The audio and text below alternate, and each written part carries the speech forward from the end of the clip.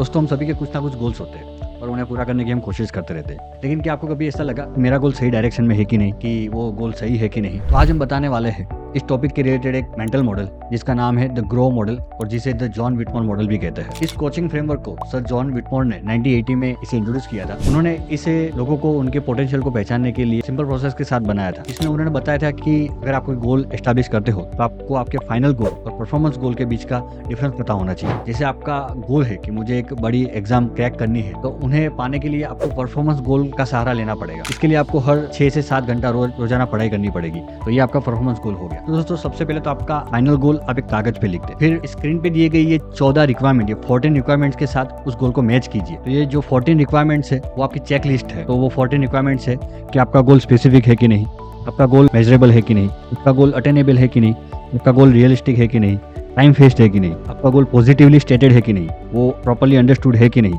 वो आपका गोल रेलेवेंट है कि नहीं, आपका गोल एथिकल है कि नहीं, आपका गोल चैलेंजिंग है कि नहीं, आपका गोल लीगल है कि नहीं, आपका गोल एनवायरमेंटली साउंड है कि नहीं, आपका गोल एग्रीड है कि नहीं, और आपका गोल रिकॉर्डेड है कि नहीं। ये 14 रिक्वायरमेंट्स आपने जो स्क्रीन पे देखी वो चेकलिस्ट की तरह काम कर सकती है। अगर आपका गोल ये 14 रिक्वायरमेंट्स फुलफिल करता है तो आप गोल आसानी से अचीव कर पाएंगे। और अगर ऐसा नहीं होता है तो फॉर एग्जाम्पल अगर आपका गोल अनअटेनेबल है, वो अटेनेबल नहीं है, तो आपका गोल अचीव करने में आपको होप नहीं रहेगी। और अगर आपका गोल चैलेंजिंग नहीं है तो आपका कोई मोटिवेशन नहीं रहेगा उस गोल को अचीव करने के लिए। तो अगर आपको ये 14 रिक्वायरमेंट्स अगर कॉम्प्लिकेटेड लग रही हो तो बस ध्यान रखिए, कीप इट सिंपल, उसे सिंपल बनाइए। अल्बर्ट आइंस्टाइन का एक फेमस कोट है, everything should be made as simple as possible but not simpler। इसके साथ ही 4 स्टेप्स में आप अपने गोल्स को पहचान सकते हैं। पहला है अंडरस्टैंडिंग, इसमें आप ये जाने कि आपका गोल क्या है, उसे अचीव कैसे किया जाए। दूसरा है एनालिसिस, इसमें आप अपने गोल की सिचुएशन को और अपनी क्वालिफिकेशन को एनालिसिस करते हैं। तीसरा है इम्प्लीमेंटेशन, इस स्टेप में आप अपने गोल के लिए आइडियाज और प्रोसेस को एस्टैब्लिश करते हैं। चौथा है फीडबैक, इस स्टेप में आप अपने रिजल्ट्स का कंक्लूजन करेंगे, साथ ही कुछ फीडबैक भी देते हैं ताकि गोल्स को अचीव कर पाए। सो आई थिंक इस टेक्निक के यूज से आप अपनी गोल्स में वैल्यू एड कर पाएंगे। आप अपनी लाइफ में एक बार अप्लाई कीजिए और देखिए कि आपको कोई रिजल्ट मिलता है कि नहीं। अगर आपको इस वीडियो से कुछ बेनिफिट मिलता है कमेंट्स करके जरूर बताइए कि आपको क्या बेनिफिट मिला। हमने ये mental model the decision book में से सीखा है। हम इस बुक के सभी मेंटल मॉडल्स पर एक पूरी सीरीज बना रहे हैं। तो ऐसे ही लाइफ चेंजिंग मेंटल मॉडल सीखने के लिए इस चैनल को प्लीज सब्सक्राइब करें। दोस्तों, आई होप ये वीडियो आपको पसंद आया होगा। हम ऐसे ही सेल्फ इंप्रूवमेंट वीडियोस आपके लिए लाते रहेंगे। मिलते हैं नेक्स्ट वीडियो में। Till then as always keep learning. हमेशा सीखते रहे, खुद को बेहतर बनाते रहे।